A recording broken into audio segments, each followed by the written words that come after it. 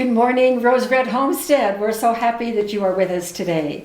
This is going to be, from my perspective, a pretty good video because it is an answer to a lot of questions that we get, which is, can I can my own soup recipe? And so for months and months, what I've been doing is answering with the parameters and then giving the link to the USDA website where they give the recommendations for what needs to happen when you can your own soup. So today, I'm just going to demonstrate that and go through what the rules are in hopes that it will help answer some questions. And we're going to do black bean soup. So we're going to get started with that in just a moment.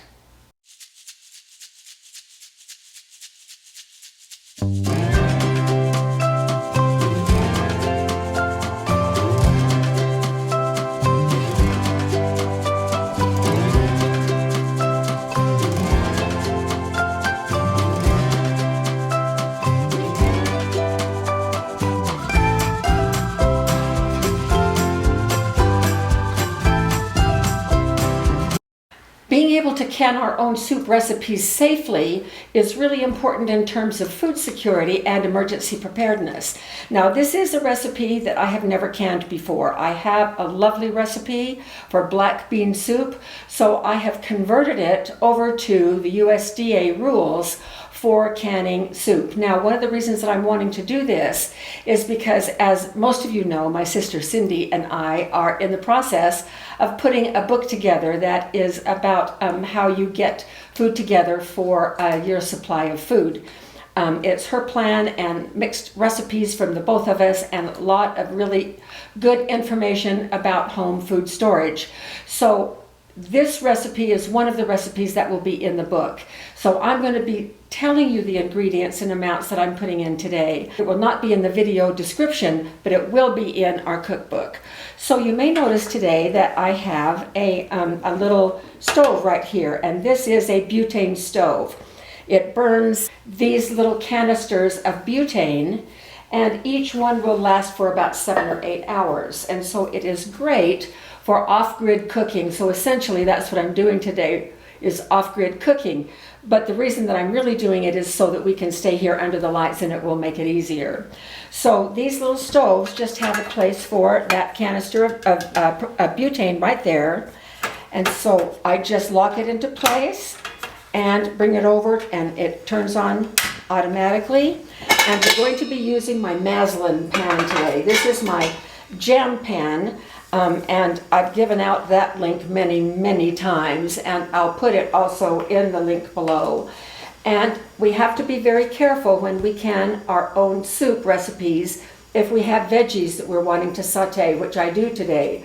So I'm going to put in just a little bit of oil, enough to get the bottom of that pan oiled so that the veggies don't stick. Now, this is the first thing that is going in here, which is 2 cups of onions, just chopped, and then 2 cups of chopped carrots. Now, when we do our own soups, one of the first rules is that we have to do hot pack. No raw pack for these recipes of soup. So, because I really like the taste of these vegetables sauteed, instead of just putting them in a jar so that they will boil to cook, I'm going to work on getting the flavor that we love about this recipe into the home canned version. I hope that is the goal for today. While we just give these another minute or two, I want to talk about what you can put in your soups so that you can can them safely. First of all, the USDA says it's not only important to hot pack everything, but every ingredient that you put in here has got to be already approved by the USDA for pressure canning. So that means no thickeners, no macaroni, no pasta, no rice. Oh, please, no rice. But everything else that has been used in recipes, or that they have a separate instruction for canning, is okay. So you can use beans, which we're going to use today. We're going to use meat. Now, this one does not have meat in it. But we can use meat in home canned recipes, but it needs to be completely cooked before we start the canner. And in terms of beans, these beans are black beans, right? Oh, they're still hot. Well, I cleaned them and put them on the stove in a whole bunch of water, and I brought it to a boil and boiled them for 10 minutes, and this is according to the USDA. And then I turned the heat off and let them sit for an hour. And then I turned the heat back on, brought them to a boil, and drained them. And this is 3 quarts of black beans that we're going to put in here in just a minute. All right, our veggies are sautéed. Onions and carrots, everything there has its own approved USDA canning procedure, so I know that those are safe to go in my soup. All right, the next thing is I'm going to be putting in 2 tablespoons of vinegar right here, and a couple of bay leaves, and 2 cloves of garlic that I have minced. Everything is all approved. And then here are some spices. This is 2 tablespoons of cumin and 1 of oregano. Then I'm going to be putting in 2 cans of tomatoes. Now these are fire roasted diced tomatoes. And it is okay to can tomatoes, as we know. This is actually giving it a little bit of acid along with the vinegar that we have already put in. Now because these are fire roasted, there's little chunks of the fire roasting in there, so that's what that black is. And I have about a cup of cilantro right here. I'm not going to quite put it in yet. I'm going to stir all of these together. And because I have not canned this before, I'm not sure how many quarts this is going to make, but I'm guessing it will make about 5 quarts, but we'll find out. The next ingredient is going to be 8 cups of vegetable broth. Guess how I made my vegetable broth? I used veggie powders. Now that vegetable broth needs to be hot.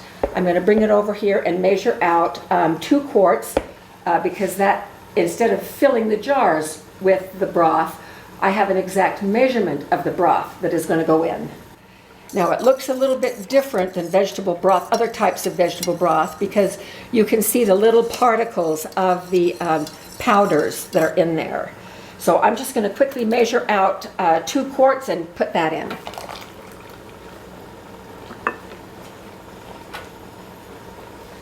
1 quart and 2 quarts.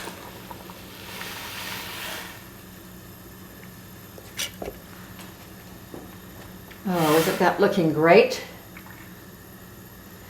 And then we just have to bring this up to a boil as soon as I get the beans in there, and we'll need to boil it for 5 minutes, and then we can get it right into the jars. So in go the beans, and this again is 3 quarts of black beans that have been prepared according to what the USDA says.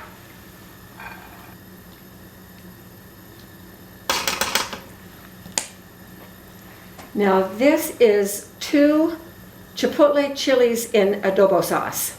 So I've minced them. I'm not sure because this is the largest batch of this soup I've ever made.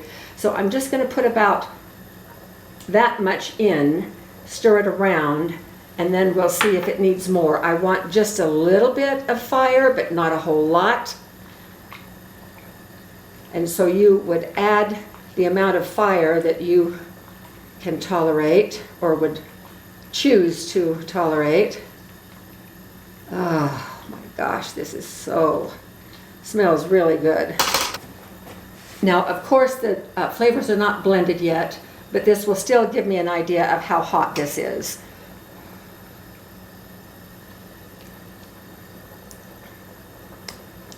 I've got it in our cookbook along with some homemade tortilla chips, which will be so much fun. It's just the right amount of hot, so I will save these for another time.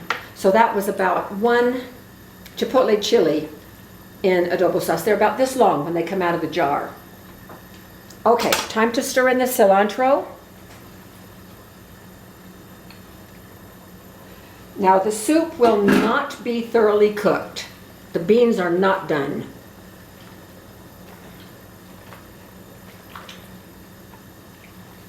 Now here's my worry. According to USDA, we fill the jars half full with the solids and then the rest of the way full with the broth. So what that means is I may have too many solids here. So I'm going to have to do it very carefully. All right, this is all mixed together, so I'm going to turn the heat off. We're going to go off camera for a minute. I'm going to get the hot jars out of the dishwasher, and then we'll start filling jars and come back. All right, I have filled 6 of these jars, and I'm just about to fill the 7th. I have this wonderful kitchen utensil. It is by Hamilton Beach. Someone asked me about it the other day, and I could not locate it online. I don't know where we got it. I think maybe we got it at the local Bed Bath & Beyond or something. But it drains out the liquid so that I can just get the solids in here. When I had a lot of solids in here, I could do it in one scoop, but now it's taking several to get the solids. While we were off camera, I could tell when I was getting these solids out that I was not going to have enough broth. So I did add 1 more quart of broth, and I seasoned it with a little bit of salt and some more of that chili, the chipotle chili. Okay, so these are all about half full. So the next thing now is for me to fill these up to the, now there are going to be a few little solids that are going to get in, and I'm just not going to worry about that. Fill it up to the headspace line. Oh, I'm going to check for air bubbles. And I'm wiping with a vinegar paper towel. These were washed in the dishwasher, and they were hot when I got them out and started putting the solids in the bottom. So as I feel the jars, they are hot, and that's what we want. We want to put hot pack, hot jars in the canner, and the canner is already simmering. All right, I'll meet you out at the canner. It's a beautiful fall day out here today. We'll have about 60 degrees, so everything is going to be great. The water in here is just simmering.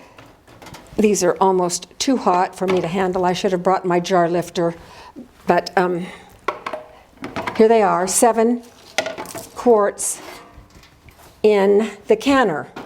And if you are new to pressure canning, stick around. But those of you that are experienced to know what comes next, you're welcome to skip forward until we take them out of the canner.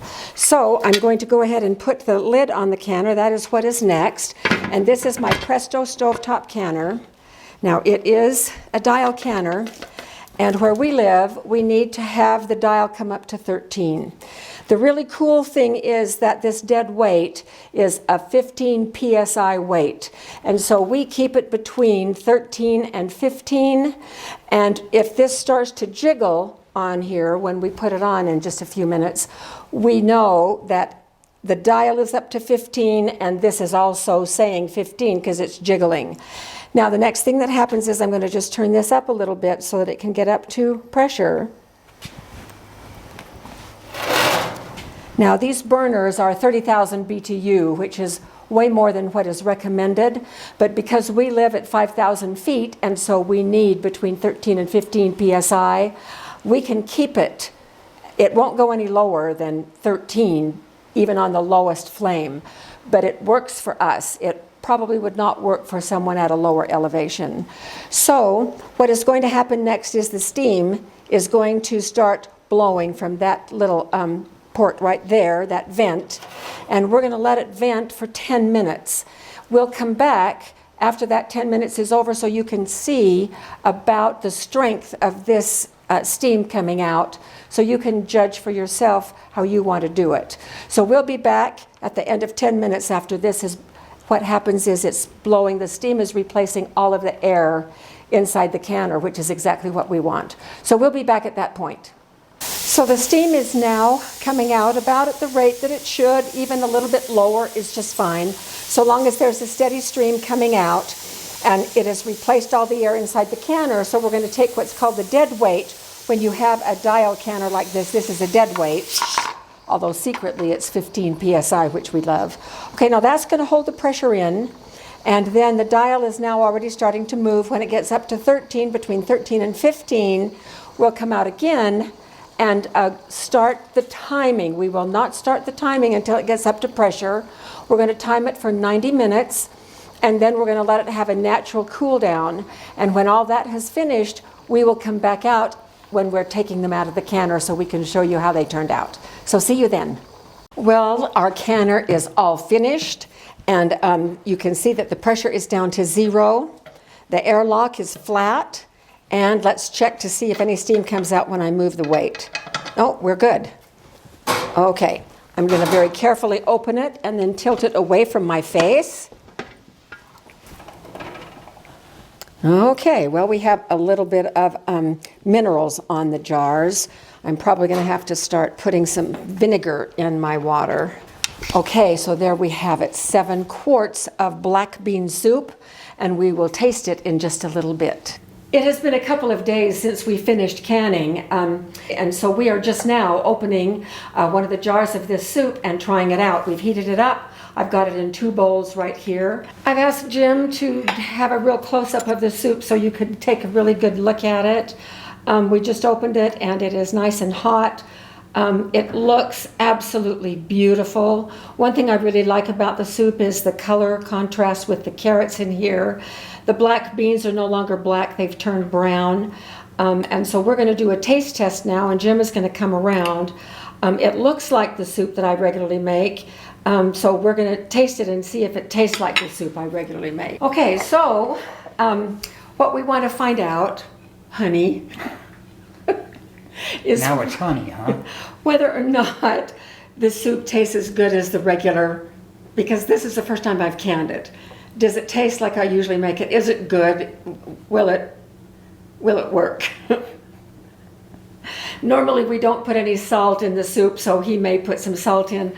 Plus I also have some cheese and sour cream here. But I'm wondering, I stuck my finger in the sour cream. Yeah. Oh, this is mine, this is yours, because that has more. So I'm wondering if you would just taste it without... Do we need stirring for you? I'm wondering if you would not, as Dad would say, decorate your soup until after you've tasted it. That. Is that okay?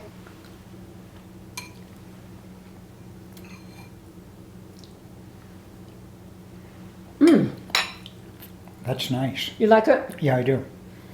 It's good. It does need salt, I think. Probably some little bit of pepper. Is the heat too much with No, the pepper not that's at in all. there? Not at all. That's why I said it needs more pepper. Okay. The chili in the adobo sauce gives it kind of a smoky taste. Oh, it is good soup. I hope you try this recipe. So if you will excuse us now, we're going to have a little early supper, and Jim is going to decorate his soup with cheese and sour cream. So this has been a great experiment in canning our own recipe for soup according to the USDA recommendation. So we will see you at our next video. Take care.